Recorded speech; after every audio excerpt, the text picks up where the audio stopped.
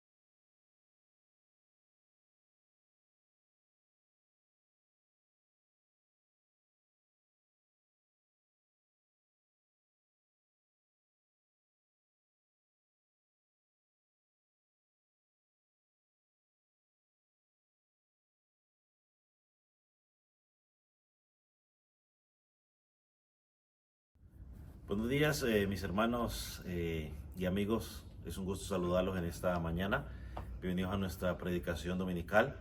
Como se sabe, estamos hablando del libro de Hebreos. Hemos llegado al capítulo 11 de Hebreos, donde están los héroes de la fe.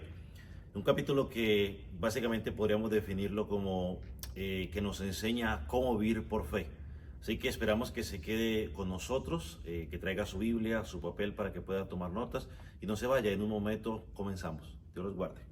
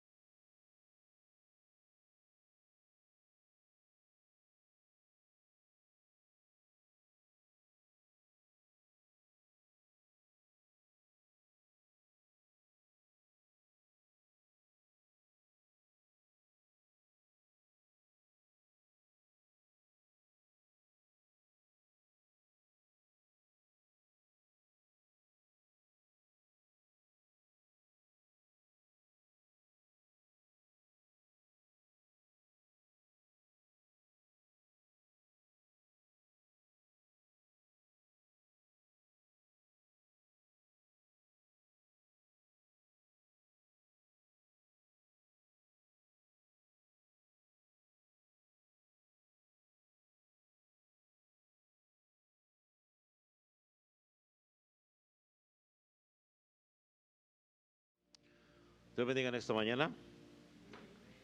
Es un gusto verlo nuevamente. Quiero invitarle, por favor, a que si trajo su escritura, vaya conmigo al libro de Hebreos, capítulo 12.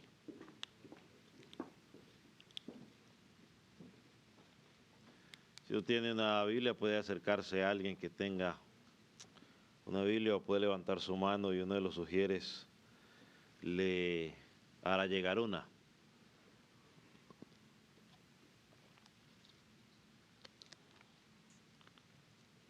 Hemos estado estudiando por los últimos meses el libro de Hebreos de una forma expositiva o sistemática, es decir, versículo por versículo, tratando de extraer la enseñanza de lo que el pasaje nos quiere decir.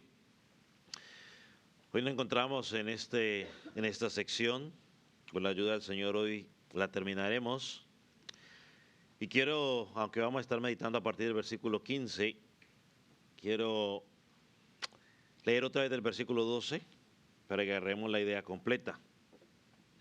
Por lo cual, levantad las manos caídas, las rodillas paralizadas, haced sendas derechas para vuestros pies, para que lo cojo no se salga del camino, sino que sea sanado. Seguid la paz con todos y la santidad sin la cual nadie verá al Señor. Mirad bien, no sea que alguno deje de alcanzar la gracia de Dios, que brotando alguna raíz de amargura os estorbe por ella, y por ella muchos sean contaminados. No sea que haya algún fornicario o profano como Esaú, que por una sola comida vendió su primogenitura, porque ya sabiendo que aún después porque ya sabéis que aún después, deseando heredar la bendición, fue desechado y no hubo oportunidad para el arrepentimiento, aunque lo procuró con lágrimas. Padre, nos encontramos en esta mañana una vez más en tus manos mientras estudiamos tu palabra. Permite que al meditar en ella puedas hablar a nuestro corazón. Señor, que aquellos que están en ti, oh Dios, puedan ser cada día más afirmados, confrontados, exhortados por tu palabra. Señor, y aquellos que no te conocen hoy puedan llegar a conocerte, que hoy puedan rendir su vida a tus pies, puedan venir a ti en fe y en arrepentimiento. Señor, también oramos por el predicador para que tu palabra pueda ser predicada con fidelidad. Señor, enseñando lo que enseña tu palabra, no los deseos del predicador. Señor, en tus manos quedamos, en el nombre de Jesús. Amén. Puede tomar asiento. Algo que hemos aprendido a lo largo de nuestro estudio de Hebreos es el gran peligro que enfrentamos cuando nos alejamos o descuidamos la palabra de Dios.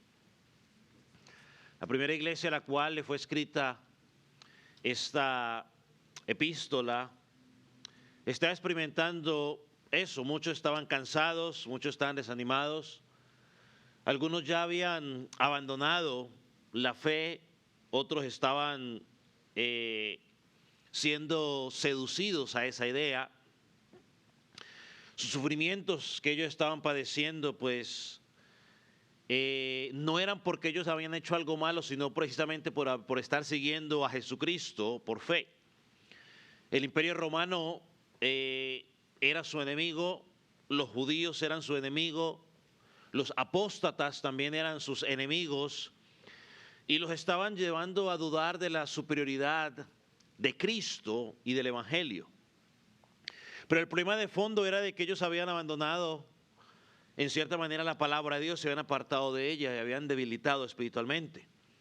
Por eso el autor en los últimos versículos le recuerda de que los sufrimientos que ellos estaban padeciendo no eran una señal del abandono de Dios, sino que era una muestra del amor fraternal o paternal de Padre. Y les dijo, la Escritura enseña que el Señor al que ama, disciplina. Entonces le dice que Dios en su bondad les estaba mostrando que a través de la disciplina para acercarlos más a Él y para que den frutos de vida. Los versículos que leímos hoy, del versículo 12 hasta el versículo 14, el autor les dio las cuatro maneras en las cuales deberían responder a la palabra de Dios. ¿Cómo debemos responder a la palabra? Y dijimos que debían animarse, vivir animándose los unos a los otros. Dijimos que deberían caminar en rectitud, es decir, deberían dejar una marca recta de ejemplo para aquellos que venían detrás de ellos. Miramos también que deberíamos buscar la paz con todos, no con ciertas personas, sino con todos, la parte que nos corresponde a nosotros. Y por último dijimos que deberían perseguir la santidad, porque sin la santidad nadie verá al Señor.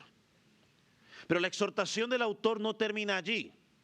Y yo le dije que quizás estos sermones iban a ser más exhortativos, porque el autor no solo les advierte las cosas que ellos deben seguir o hacer, sino también les advierte de algunos peligros de los cuales ellos deberían cuidarse, que pueden destruir la obra de Dios. Y el pasaje que vamos a leer o estudiar el día de hoy, de los versículos 15 hasta el 17, nos presenta esos dos peligros en concreto que la iglesia debe cuidarse.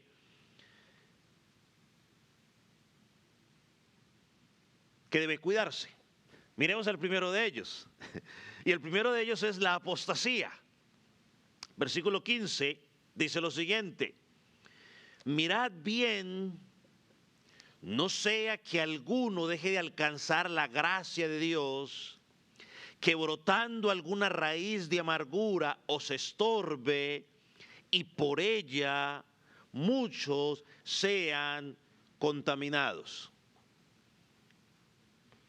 Este tema no es nuevo en Hebreos. A lo largo de la carta, esto es una advertencia más que encontramos. A lo largo de la carta, el autor le ha dado repetidas advertencias a estos hermanos de la posibilidad de abandonar la fe. En el capítulo 2, si usted recordará, habló del peligro de descuidar la salvación y dejarse arrastrar por la incredulidad. Del capítulo 3, advirtió contra el pecado que endurece el corazón, que se aleja de Dios, del Dios vivo. En el capítulo 6 describió a aquellas personas que, estando muy cerca del evangelio, eso es decir, que están allí, que escuchan el evangelio, que han visto cómo Dios salva a otras personas, cómo Dios hace grandes cosas en la iglesia, pero sin embargo están allí, pero todavía no son, ¿no? Como el Grey de Agripa: por poco me persuades a ser cristiano. Están así, por poco, ya casi, pero no soy. Cuando llegamos al capítulo 10, los exhortó a los creyentes a tener paciencia para alcanzar la promesa. Y llegamos a este capítulo 15, capítulo 12, y encontramos la quinta advertencia, y centrada en el mismo tema. Dice: cuidado, apartarse de la gracia de Dios. Y aquí me es necesario recordar algo importante que enseña la Escritura, no una doctrina en particular, no una denominación, sino la Escritura.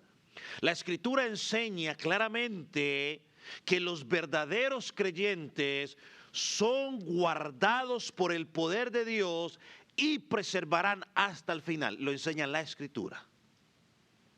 El apóstol Pedro, por ejemplo, afirma en 1 de Pedro 1:5, dice allí que somos guardados por el poder de Dios.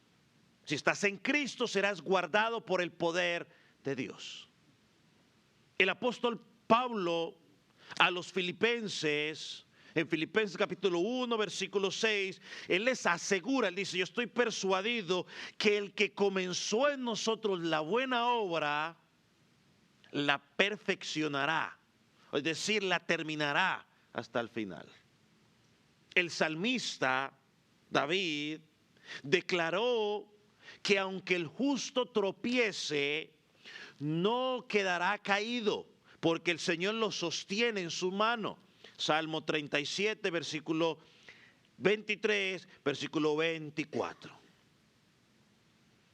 Y el mismo Señor Jesucristo, en un pasaje muy clásico, Juan 10, 28, dice lo siguiente: y les doy vida eterna, no perecerán jamás, ni nadie los arrebatará de mi mano. Entonces la Escritura enseña claramente que si tú estás en Cristo, estás seguro hasta el final. ¿Por qué? Porque la salvación está ligada a otras doctrinas de la Escritura: la adopción, la justificación, el nuevo nacimiento y la santificación. Todo lo incluye. Entonces, cambiar una, tendríamos que cambiar todo lo demás. Pero la Escritura también nos muestra que hay un llamado a la reflexión. Porque muchos profesan ser cristianos, muchos profesan seguir a Cristo, pero no todos perseveran. Cuando llegan las pruebas, cuando vienen las dificultades, o cuando los placeres del mundo tocan a nuestra puerta, muchos se apartan.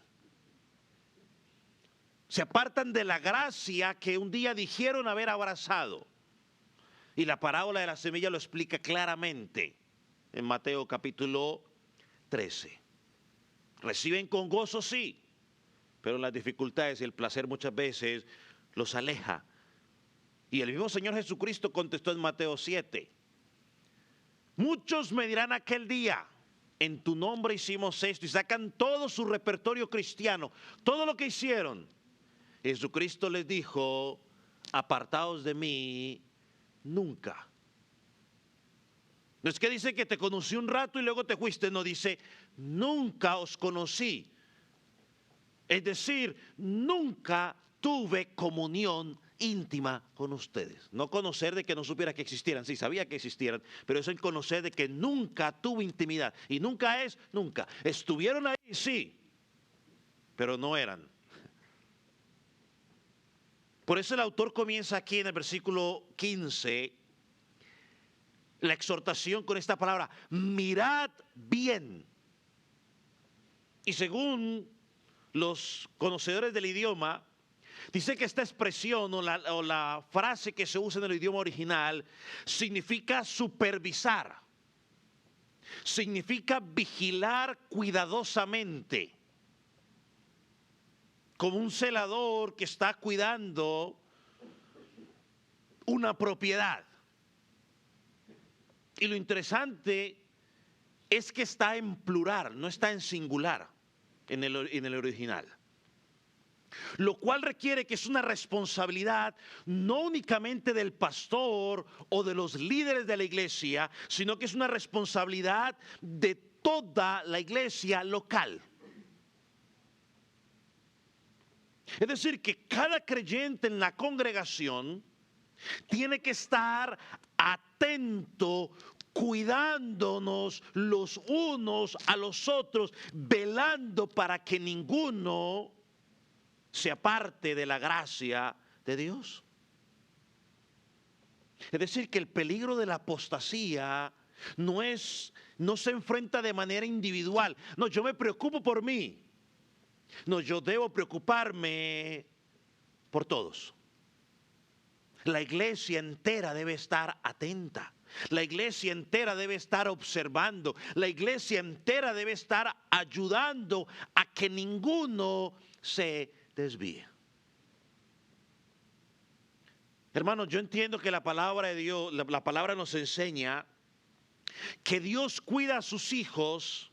Y el primer agente, si me permite llamarlo de esa manera, que utiliza para cuidar a sus hijos es el Espíritu Santo a través de la palabra de Dios, pero también a través de la vigilancia amorosa de la iglesia local a la cual pertenecemos. Es un trabajo en equipo. Recuerde, somos el cuerpo. Somos salvados individualmente, pero vivimos la vida cristiana de manera colectiva. Ahora, la pregunta es: ¿a qué se refiere el autor con la frase la gracia de Dios? Algunos comentaristas afirman o dicen que la iglesia debe cuidar de que no haya ningún miembro en la congregación que esté dejando de buscar la gracia de Dios continuamente en sus vidas. Es decir, que trate de vivir la vida cristiana en sus propias fuerzas. Pero yo en lo personal creo que eso no es lo que el autor está refiriéndose con esta frase. La gracia de Dios, lo que está hablando aquí, quizás es mucho más profundo porque es un sinónimo de la salvación en Cristo Jesús. El apóstol Pablo, por ejemplo, usó esa misma palabra en diferentes ocasiones para hacer referencia a la salvación. Por ejemplo, en 1 Corintios capítulo 1, versículo 4, él dice lo siguiente: la gracia de Dios que les fue dada en Cristo Jesús. A los colosenses les recuerda qué fue lo que conocieron. En Colosenses 1:6 les dice a ellos: la gracia de Dios en verdad. O sea que como creyentes comenzaron a dar fruto de esa gracia en sus vidas. Y a Tito, en Tito capítulo 2 versículo 11, Pablo afirma lo mismo: la gracia de Dios se ha manifestado para salvación. Así que cuando Hebreo nos está diciendo esa advertencia sobre dejar de alcanzar la gracia de Dios, lo que está diciendo es que como iglesia debemos cuidar que los que están llegando con nosotros no queden fuera de la salvación, que no perseveren hasta el final, que queden cortos, que sean destituidos. Es decir, aquellos que llegan, que están con nosotros, pero que todavía no han encontrado salvación, debemos cuidar a esas personas, predicar el evangelio para que lleguen verdaderamente a Cristo. Que no queden cortos, porque eso es lo que significa la palabra dejar de alcanzar. Fallar, quedarse corto. Por eso el llamado es serio. Ahí no está diciendo que alguien que ya está en Cristo va a perder la salvación, sino que está diciendo es que los que están allí, que todavía no han conocido, no van a alcanzar esa gracia si como iglesia no trabajamos en predicarles el evangelio a ellos a tiempo y fuera de tiempo. Si no dejamos una marca que ellos puedan seguir, que ya estudiamos de ellos, si no llevamos la paz con ellos, si no vivimos en santidad. Entonces el autor exhorta a toda la iglesia a velar, a cuidar. A alguien que esté allí, que aparente ser cristiano, pero que en realidad termine abandonando la fe y alejándose de la salvación. Que cante con nosotros, que haga cosas con nosotros, pero luego termine alejado. De aquí cada creyente tiene que estar atento. Cada creyente tiene que estar atento. Porque en la iglesia muchos parecen ser cristianos. Yo puedo hacer el ejemplo de Demas. Demas fue hasta viajes misioneros con el apóstol Pablo. El apóstol Pablo. Y el apóstol Pablo no predica como yo. El apóstol Pablo predicaba bien la palabra de Dios. Era un siervo de Dios tremendo. Parecía bien, pero luego al final de su carrera Pablo dice: Demas amó más al mundo. Muchos parecen ser cristianos, pero no reciben o no responden correctamente, volviendo a nuestro contexto, a la disciplina de Dios, y eso podría alejarlos de la salvación. Y algo interesante porque luego el autor sigue diciendo, y quizás era una de las dudas que yo tenía, se hablaba de 2 o 3 cosas, y yo le dije a ustedes 2 o 3, pero meditando luego el pasaje no son 2 nomás. Porque el autor sigue diciendo en el versículo 15, dejando de alcanzar la gracia de Dios, que brotando alguna raíz de amargura. El autor comienza a hablar de la raíz de amargura. Y lo que está haciendo es tomando, aunque uno podría pensar que es una tercera cosa, yo creo que está dentro de la primera todavía. Pero el autor toma palabras prestadas de Deuteronomio 29. Allí en Deuteronomio 29, Moisés registró el pacto de Dios que había hecho con Moab, con Israel en Moab, perdón. Y recordó todo lo que Dios había hecho por ellos, que los sacó de Egipto, que los cuidó en el desierto, sustentándolos de una u otra manera, protegiendo a los enemigos. Pero ahí en Deuteronomio 29, en el versículo 18, le dice lo siguiente, si quiere vaya conmigo. En medio de ese recordatorio, les da esta advertencia.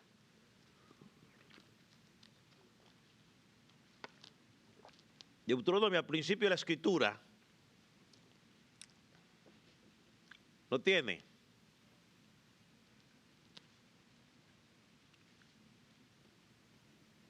Dice, no sea que haya entre vosotros varón o mujer o familia o tribu cuyo corazón se aparte hoy de Jehová nuestro Dios para ir a servir a los dioses de esas naciones, no sea que haya en medio de vosotros raíz que produzca hiel y ajenjo.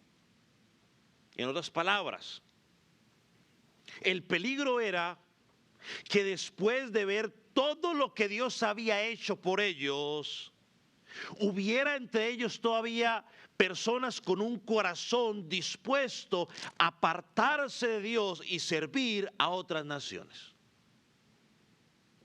Y cuando habla ahí de raíz de hiel o de ajenjo, era una imagen de algo amargo y venenoso.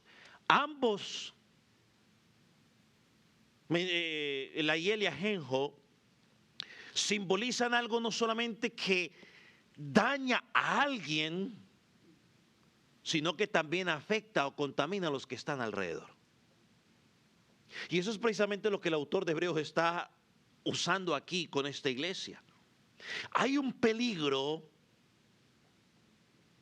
en alguien que dice ser creyente, que en lugar de responder humildemente a la disciplina de Dios, rechace la disciplina de Dios y comience a estorbar al resto de la congregación.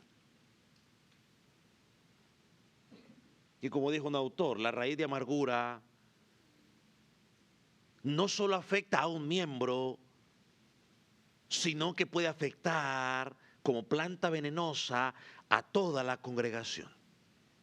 Y se esparce como hierba mala. Usted quiere que el pasto bonito crezca, ¿y qué problema para que crezca? Ah, pero la hierba mala sí crece así, rapidito. Por lo tanto, debemos estar vigilantes. No solamente por nuestra propia vida, sino también por la vida espiritual de toda la comunidad, de todos los hermanos. La apostasía, mis amados, no es un problema aislado, no es que cada quien haga con su vida lo que quiera, no, es un problema que nos compete a todos como congregación. Ahora, yo quiero hacer aquí un matiz interesante, y yo siempre lo digo, una de las bendiciones que encontramos en la Escritura de estudiar la Biblia versículo por versículo o de forma expositiva o sistemática, el nombre que usted le quiera poner, bueno, solamente esos tres le puede poner, ya cualquier otro ya no entraría mucho. Es la bendición de poder estudiar cada versículo en su contexto, para evitar traer un pretexto o para poder decir lo que yo quiero decir. Ahora, ¿por qué digo yo esto? Porque muchas veces este pasaje lo usamos pensando en la amargura. ¿En cuál amargura? En el resultado que hay en mi corazón por las ofensas o por las injusticias que hemos recibido de otros en la congregación. Y sí, hermano, la Biblia dice que una raíz de amargura contamina a otros y y lo usamos. Pero ¿sabe qué es lo interesante? Que por el contexto de Hebreos, el autor de Hebreos no está hablando de esa amargura. Aquí no está hablando de las ofensas que el uno le hace al otro. En el contexto nos está hablando de una raíz de amargura que surge cuando una persona no comprende la disciplina de Dios para su vida, sino que se resiste, se endurece y contamina a otros por el dolor que hay en su vida por lo que está pasando. Eso es lo que está hablando aquí. Que lo podemos usar, pues lo podrá usted usar, pero si queremos ser bíblicos, no está hablando de eso. Es una amargura o ese dolor que sale en el corazón, que rechaza lo que Dios está haciendo en su vida, guarda resentimiento, se molesta con Dios, porque Dios está trabajando en su vida, porque Dios lo está disciplinando, o porque la iglesia lo está disciplinando porque está en pecado. Eso puede llevar a la apostasía, eso puede contaminar a otros. Dios no me quiere, Dios me trata mal, yo tanto que sirvo a Dios y Dios a esto y a mí la vida me sigue así, así. Bueno, esa amargura. Claro, la otra también es peligrosa y también hace daño, pero el texto no está hablando de esa, está hablando de esta. ¿Por qué es peligrosa? Porque altera la paz. Porque sus palabras son amargas. Privan a los creyentes de la santidad, desmotivan a otros. ¿Sabe usted lo que es estar escuchando a una persona quejándose todo el tiempo por lo que le pasa en su vida y no dando crédito a que Dios está trabajando en su vida? Alguien que dice que es cristiano y que está todo el rato, sí, pero es que si Dios fuera bueno, ¿por qué pasa a mí esto? Si yo soy fiel, yo hago esto, yo hago lo otro, y Dios no, en lugar de estar examinando su vida y preguntando, bueno, Dios, ¿qué me quieres enseñar?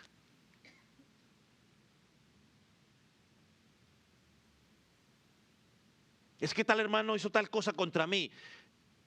Bueno, y nunca nos hemos puesto a pensar, ¿y qué tal que Dios esté usando esa actitud de ese hermano para disciplinar mi vida? Y dijimos que disciplinar no es necesariamente porque tú estés en pecado, sino simplemente porque Dios quiere enseñarte algo, o porque Dios quiere prevenir algo, o porque Dios te está preparando para algo.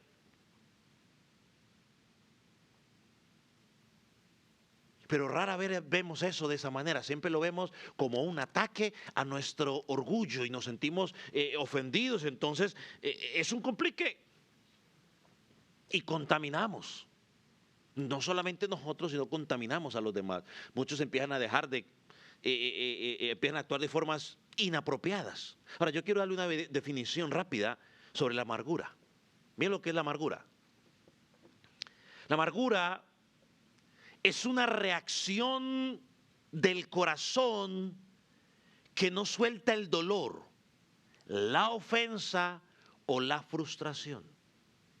Y en lugar de llevarlo a Dios en fe, lo guarda, lo alimenta y lo deja crecer hasta volverse veneno que contamina el alma y a los que lo rodean.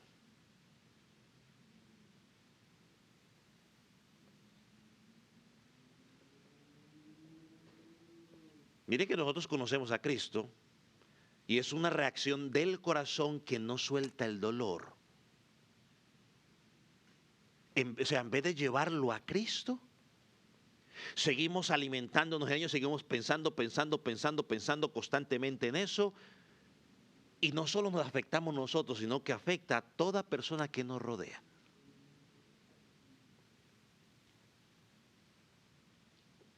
Por eso es que cuando usted escucha a una persona que está amargada, usted no lo escucha sino hablando a toda hora de ¿qué? De quejas y reclamos. Todo le fastidia, todo le molesta. Y si dice que conoce a Jesucristo, peor todavía. Ahora, esto tiene que permitirle a usted y a mí ver claramente el llamado que tenemos serio de velar los unos por los otros en la iglesia local. Cuando yo me encuentro con un creyente que dice que es creyente, está en la oración, con esa actitud, yo con amor tengo que corregirlo, ayudándolo a que responda, decirle, mi hermano, por favor, ¿tú no te has puesto a pensar que lo que estás pasando puede ser que Dios está trabajando en tu vida? ¿Qué te quiere enseñar el Señor? ¿Para qué te quiere preparar?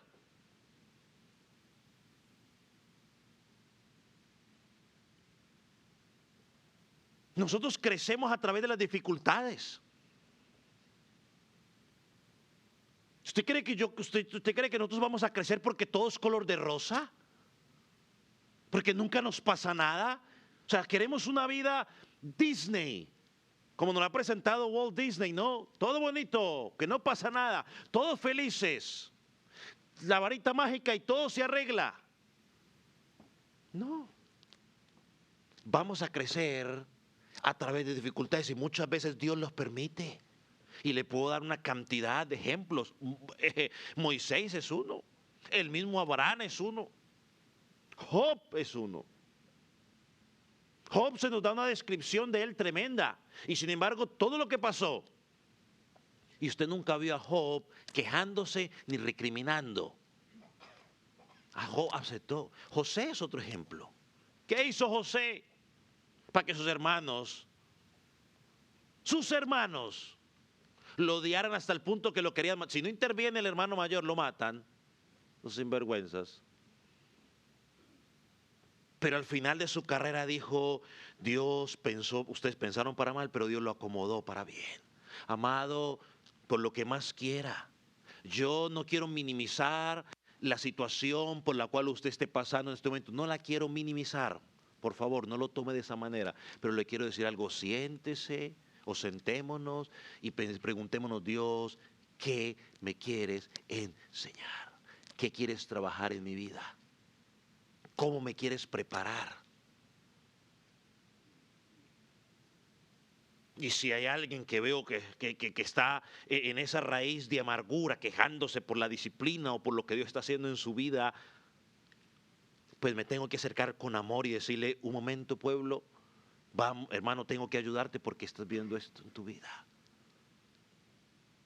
¿No decimos nosotros Romanos 8:28 de memoria? ¿Qué dice Romanos 8:28? ¿Quién lo recuerda? Ese versículo hasta los del mundo muchas veces lo saben. Porque en la versión dice, no, es que ¿qué es lo que dice? Bueno, pues ahí dicen ellos su versión. Dice más, todas las cosas ayudan a bien a los que aman a Dios. Todas las cosas. Todas. Debemos vigilar para que nadie caiga en esa amargura que amenaza tanto la vida personal y congregacional.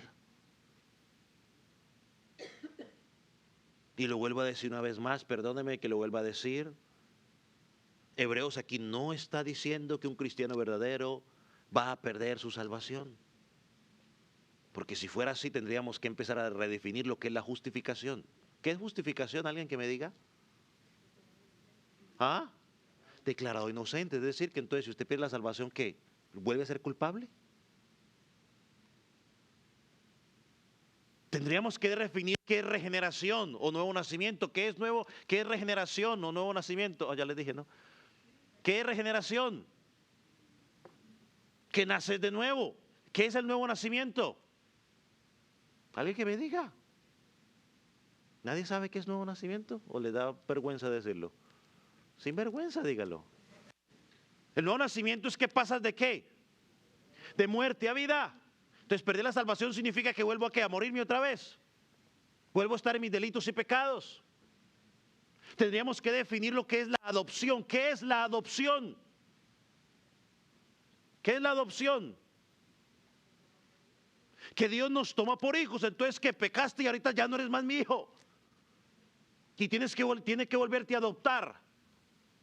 El autor no está hablando de ello, la Biblia no enseña eso, la Escritura no lo enseña, y esto no es cuestión de una denominación, es la Escritura lo que la enseña. La Biblia enseña claramente que hemos recibido por gracia algo que no nos merecíamos, por gracia. Y Filipenses 1:6 nos dice que el que comenzó en nosotros la buena obra la va a terminar.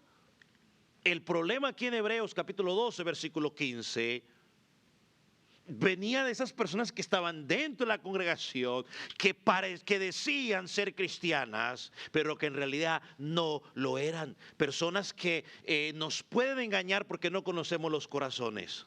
Pueden aparentar fe, pero que cuando llega la disciplina de Dios, cuando llegan las dificultades, no respondían con humildad, sino que salían corriendo, quejándose y peleando con Dios y contaminando a otros.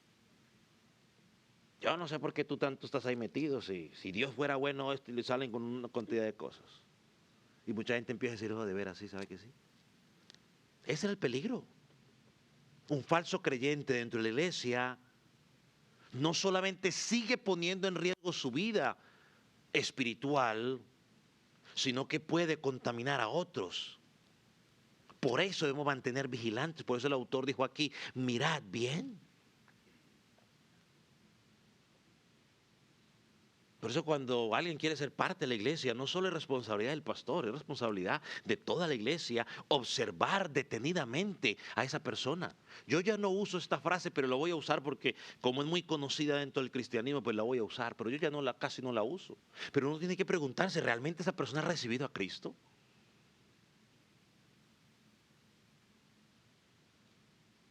¿Realmente? ¿Ha creído en Cristo esa persona? ¿Hay frutos en su vida espiritual de que está en Cristo? Y debemos preocuparnos. Y esto no es hacer críticos, en el sentido de estar criticándonos los unos a los otros, sino en el sentido de protegernos como iglesia, ayudarnos a crecer espiritualmente.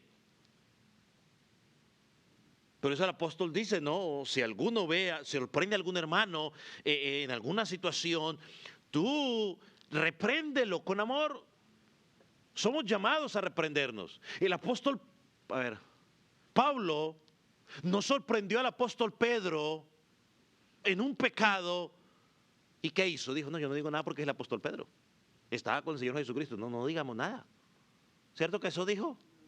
No, lo confrontó y le dijo un momento el apóstol.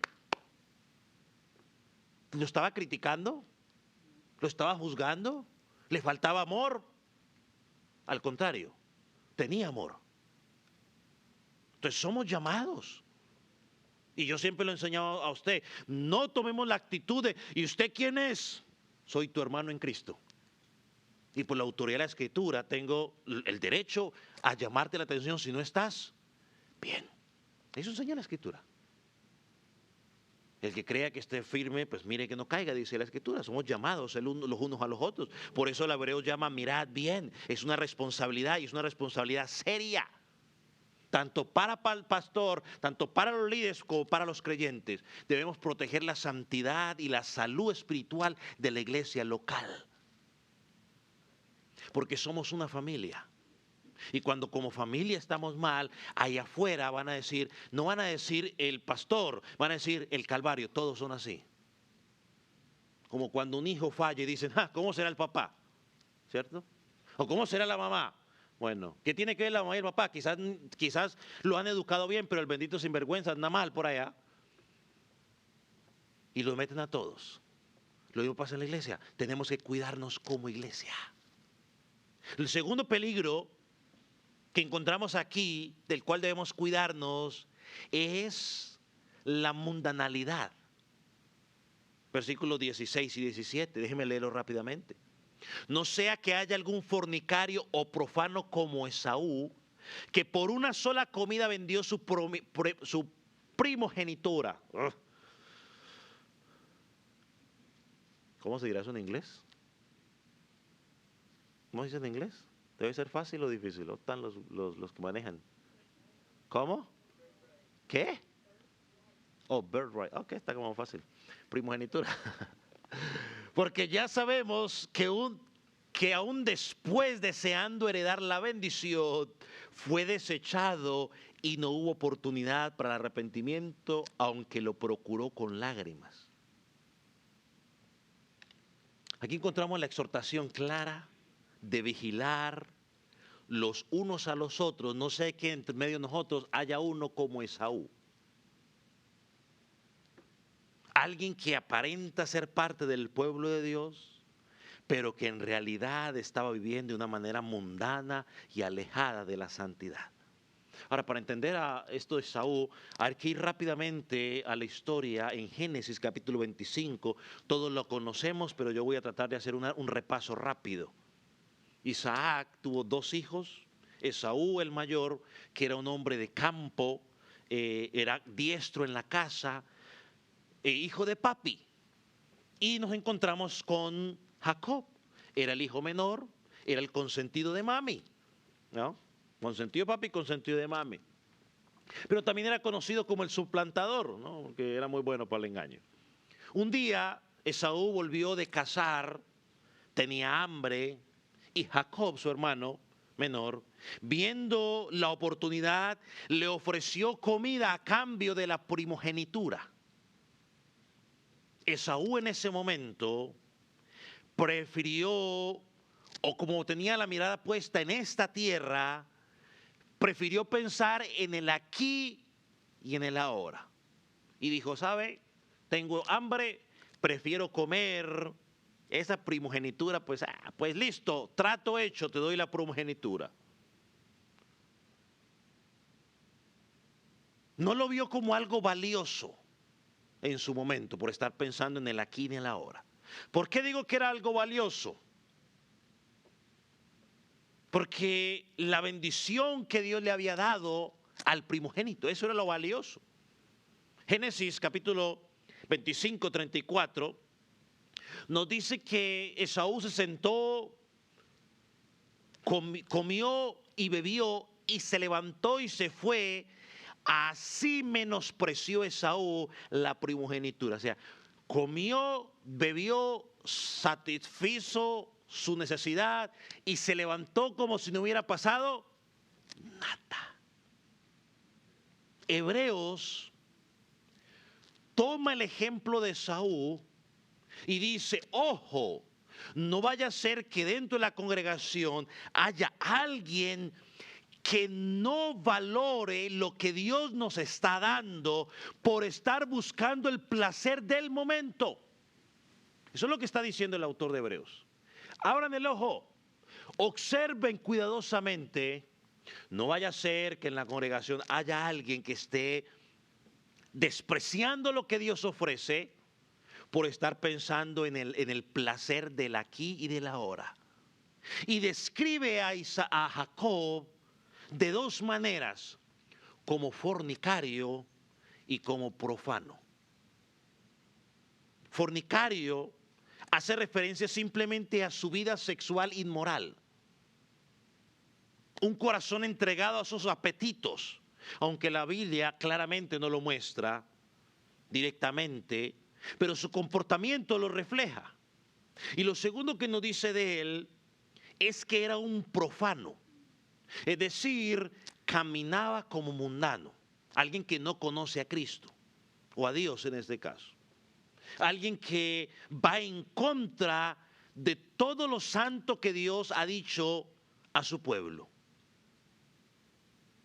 ¿Para qué es la mundanalidad? Yo quiero leer la definición que dijo John Murray sobre la mundanalidad, que está interesante. Está un poquito larga, pero quiero que usted me siga. Vamos a tratar de leerla despacio. Mira cómo define la mundanalidad. La mundanalidad es apartarse de Dios. Es una manera antropocéntrica de pensar, es decir, que piensa únicamente en lo que satisface al hombre. O sea, una manera de pensar centrada en el hombre. Pues aquí estamos. Se propone objetivos que no demandan ninguna ruptura radical con la naturaleza caída del hombre. Es decir, que todo lo que quiere hacer es lo que satisfaga el corazón. No quiere romper con nada. Sigue diciendo, juzga la importancia de las cosas por los resultados presentes y materiales. O sea, por lo que puedo lograr en el momento. Sigue diciendo, pesa el éxito por los números. Desea la estima humana y no desea la falta no desea la falta de popularidad. No conoce ninguna verdad por la cual valga la pena sufrir, no sufre por nada. O sea, no está dispuesto a tomar la cruz de Cristo. Todo lo quiere Fácil, que todos me miren bien, que nadie me critique, que todo sea bonito, mucho dinero, poco trabajo, todo fácil.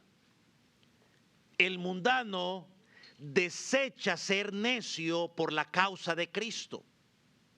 La mundanalidad es la mentalidad del que no ha sido regenerado, adopta un ídolo y está en guerra con Dios.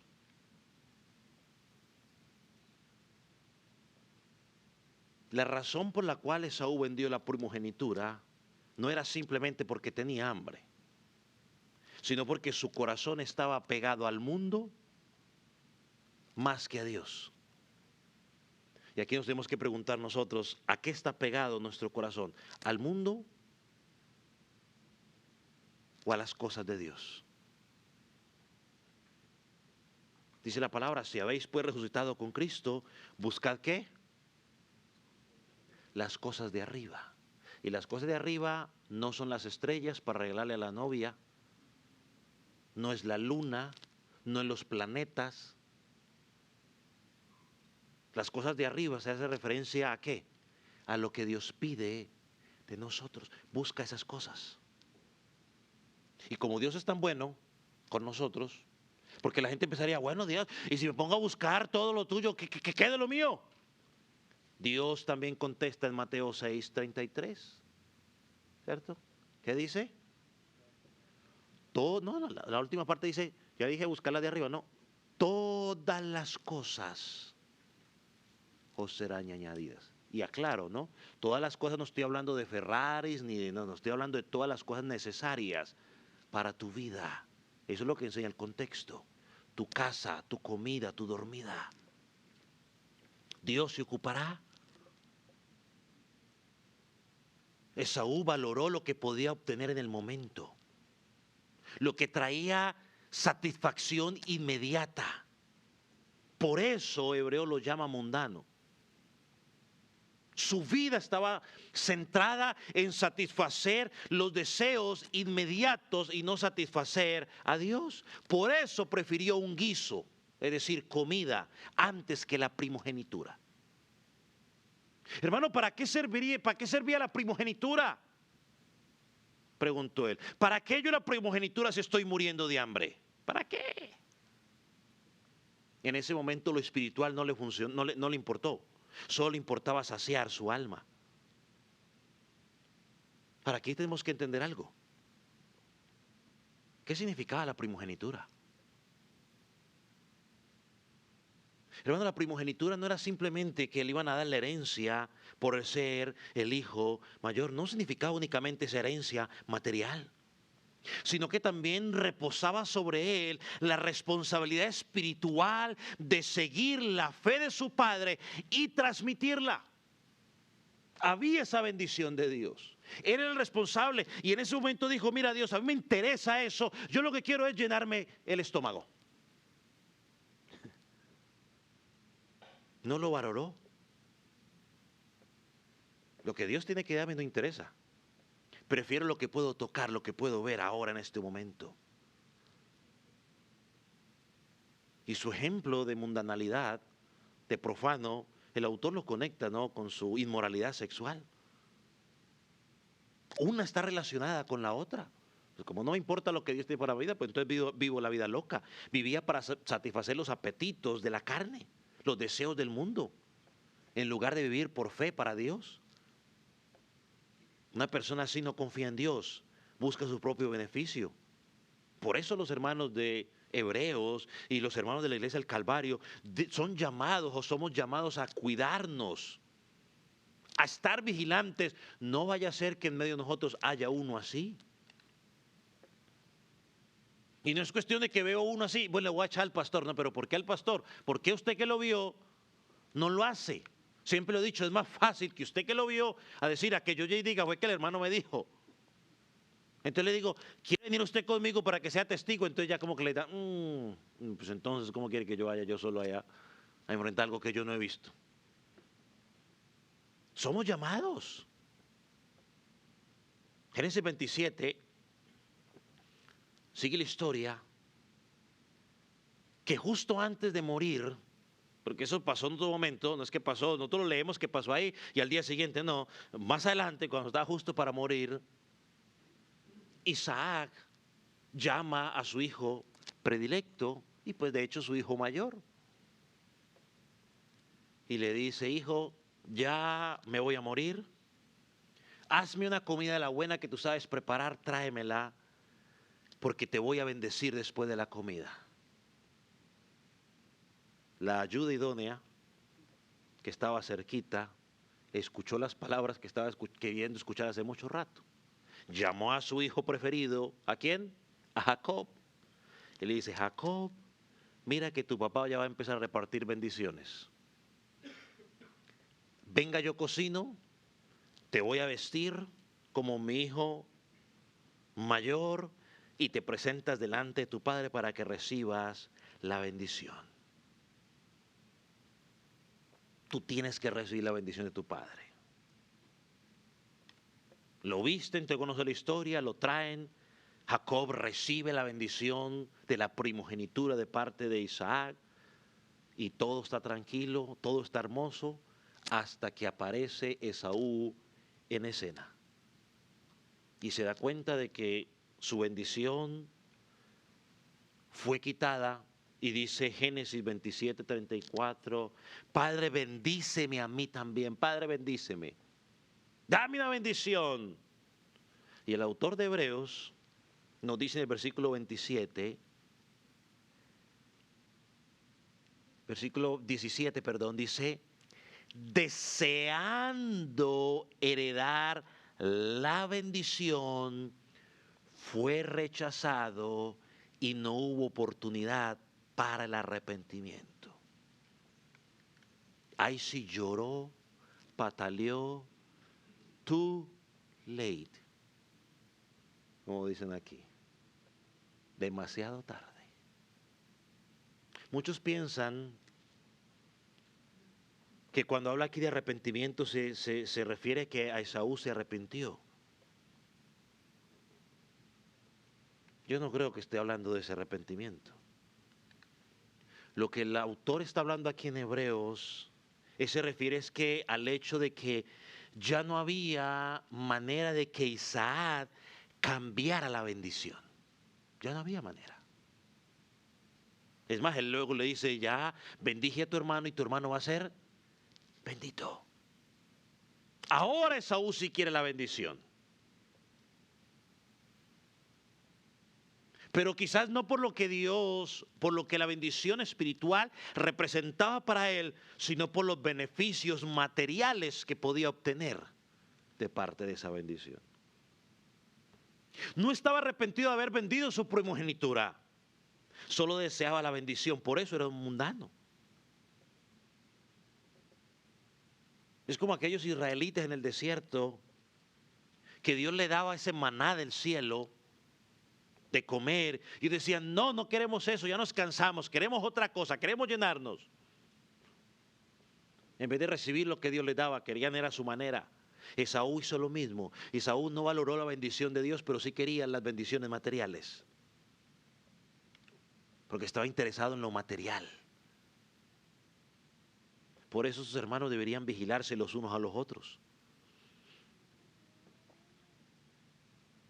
Porque puede haber que en medio nuestro haya uno que actúe como Esaú, que está interesado simplemente en lo material, en las bendiciones materiales. Viene a mi mente Simón el Mago.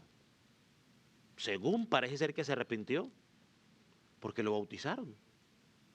Y estaba con los discípulos. Allá no bautizaban a cualquier San Juan de los Palotes, ¿no? Bautizaban al que se arrepentía, daba evidencia, lo bautizaban. Se bautizó. Para que después no digan que solamente nos pasa a nosotros que bautizamos a la gente y luego se van, ¿no? A también les pasó. Y el Espíritu Santo estaba ahí en todo su furor, así que también les pasó a ellos. No es excusa, pero bueno, también les pasó. Se bautizó Simón el Mago, andaba con los apóstoles ahí predicando para acá y para allá. Pero cuando vio que con el Espíritu Santo, o sea, que dijo, chin chin, empezó a pensar en billete, aquí voy a hacer dinero. Porque él pareció a la realidad, es mera coincidencia. Y dijo, mire, ¿cuánto cobro? Yo les compro eso. ¿Cuánto necesitan? ¿Cuánto hay que pagar? Y entonces los apóstoles le sacaron a la realidad. Mira, ¿sabe qué? Tú no te has arrepentido. ¿Quién dijo que el don de Dios se vende? ¿Quién te dijo a ti eso? Arrepiéntete. Entonces tenemos que estar pendientes, porque hay ese peligro. Alguien que profese conocer a Jesucristo, pero que siga rechazando por su estilo de vida, buscando lo material. ¿Qué es lo que dice Hebreos 11, 1 y 3 que ya estudiamos, ¿no? La fe es la certeza, lo que se espera, la convicción de lo que no se ve. El creyente por fe no vive que vive por fe, no vive por vista, sino que vive por fe, por las promesas que Dios ha hecho. Por eso debemos cuidarnos. Porque una persona así, una vez más, hermano, no solo contamina su vida, sino que contamina a otros. Cuando alguien vive así de esa manera y llega un nuevo y lo ve caminando de esa manera, el nuevo va a decir, bueno, pues entonces parece ser que se puede vivir de esa manera. Entonces aprende ese estilo de vida. Pero cuando llega un nuevo y ve a los creyentes, a todos los creyentes, caminando en rectitud, dice, bueno, aquí se vive de esa manera, yo quiero aprender a vivir de esa manera. Por eso debemos ser vigilantes. Hermano, ¿qué aprendemos de esto? Primero, que hay un llamado de corregirnos juntos en la carrera de la fe como iglesia. Debemos cuidarnos. Debemos vivir en santidad, debemos vivir en paz, debemos vivir en obediencia. Recuerde, somos un cuerpo, no individuos independientes. La disciplina con amor de parte de Dios nos ayuda a detectar a aquellos que se están desviando sus corazones. Por eso el autor más adelante, en el capítulo 13, nos llama a vivir en amor fraternal. Nos llama a exhortar a los que viven inmoralidad sexual sin arrepentimiento. Nos llama a exhortar a los codiciosos, Hebreos 13:5. Nos llama a mirar a aquellos que menosprecian a los pastores, Hebreos 13:17. Nos llama a exhortarnos a no dejarnos desviar por doctrinas extrañas, Hebreos 13:9. Nos llama a que, bueno, recordemos, a no dejar de congregarnos como algunos tienen por costumbre, Hebreos 10:25. Porque todos esos síntomas, hermanos, son una planta amarga que puede contaminarnos. La otra advertencia que nos da él aquí es la mundanalidad. El mundo nos busca atraer de una o de otra manera. Debemos cuidarnos. Entonces, hermano, como iglesia, en resumen, debemos correr juntos la carrera. Debemos vigilarnos los unos a los otros. Y qué bueno que alguien te esté vigilando. Porque está demostrando que te importa, que se preocupa por ti. Fomentar la santidad, vivir en santidad, vivir en rectitud, corregirnos en amor, una y otra vez las veces que sea necesario. Y hombre, tenemos que resistir la mundanalidad. Yo escuché una historia de un joven que una iglesia comenzó su propio negocio. Al principio este joven todo parecía que iba muy bien, pero luego empezaron a llegar problemas con los clientes, algunas deudas que él no podía pagar, presiones que tenía que tomar frente a decisiones difíciles. Y este joven, en lugar de acudir a Dios y apoyarse en la sabiduría que Dios puede proveer, comenzó a buscar soluciones fáciles por otro lado, tomando atajos para tratar de arreglar los problemas que estaba enfrentando. Como consecuencia de ello, empezó a alejarse de los hermanos que podían orientarlo.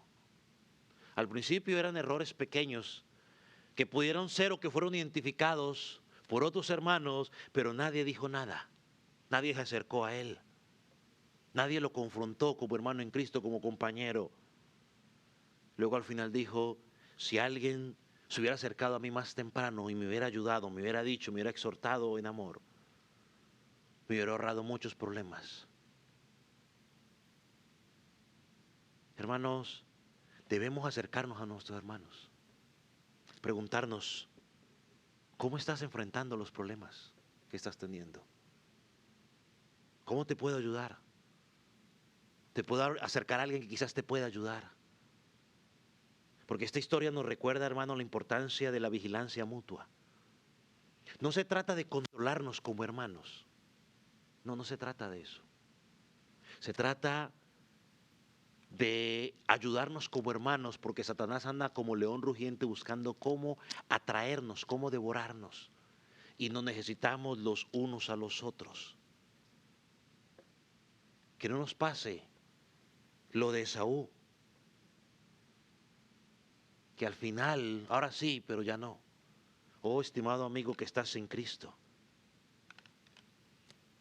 va a llegar un momento donde quizás procurarás, va a ser demasiado tarde. Ahora es el día de salvación, amigo, cree en Jesucristo.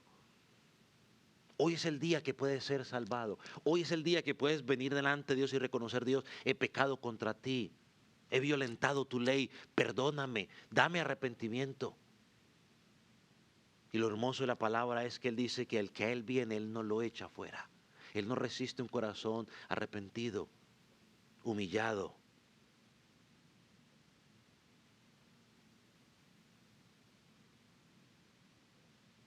Y antes de irnos quiero que pensemos en estas dos preguntas. ¿Qué es lo que más deseas en tu corazón? ¿Qué es lo que más deseas en tu corazón? ¿El placer del momento o la voluntad de Dios? Ponga sobre sus pies, vamos a orar.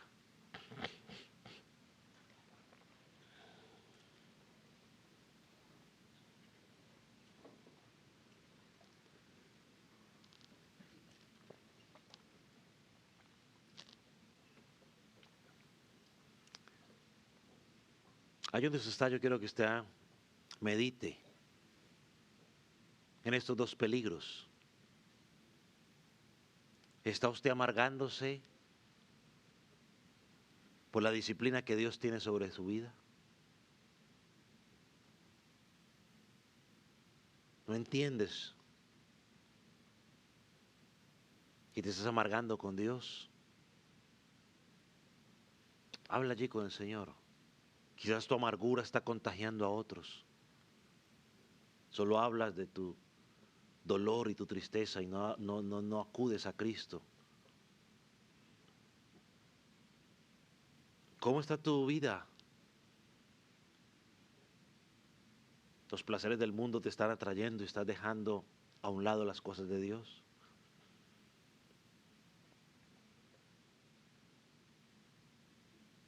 Solo tú conoces tu vida.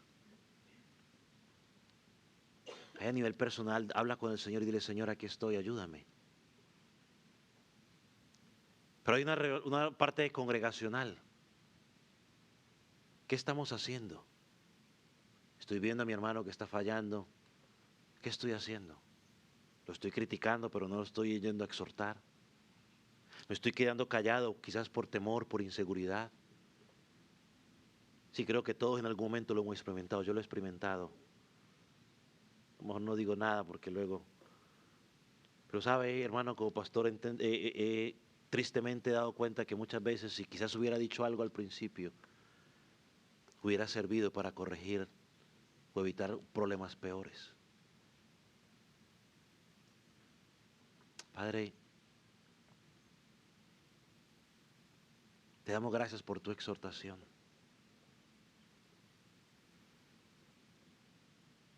Señor, ayúdanos como a nivel personal entender estas verdades. Padre, si hay alguna amargura, resistencia en nuestro corazón hacia ti, porque no entendemos lo que estamos pasando, ya sea alguna enfermedad, algún conflicto, algún problema. Señor, y ese dolor que hay en nosotros lo estamos llevando a otros. Padre, límpianos, perdónanos. Ayúdanos a mirar la dificultad que estamos pasando desde la perspectiva bíblica.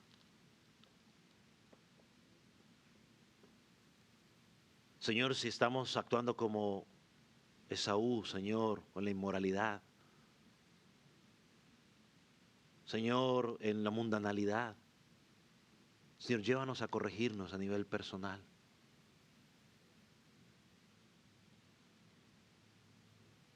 Señor, pero también ayúdanos como iglesia.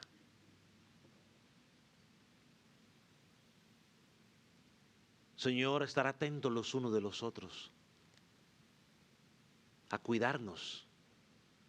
Señor, porque el fallo de mi hermano me afecta a mí y mi fallo o mi pecado afecta a mi hermano. Señor, aquí estamos. Señor, entendemos que tú estás trabajando en nuestras vidas, que debes moldear en nosotros cada día más y más. Aquí estamos. Enséñanos, oh Dios, pero también que nosotros podamos hacer nuestra parte.